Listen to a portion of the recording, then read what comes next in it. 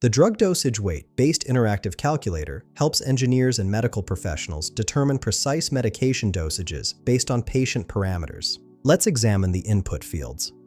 First, we have a calculation mode dropdown with 6 options. Calculate total dose required.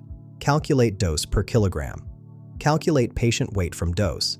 Calculate required concentration. Calculate volume to administer. And calculate infusion rate.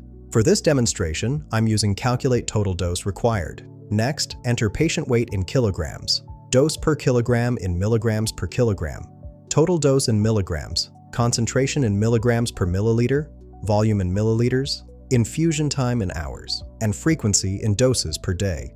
Here's a worked example. I'll input patient weight, 10 kilograms, dose per kilogram, 10 milligrams per kilogram, total dose 10 milligrams, concentration 10 milligrams per milliliter, volume 10 milliliters, infusion time 10 hours, and frequency 10 doses per day. After clicking Calculate, the results show total dose per administration is 100 milligrams, volume to administer is 10 milliliters, total daily dose is 1,000 milligrams per day, dose per administration is 100 milligrams times 10 per day, and the safety check confirms dosage calculated.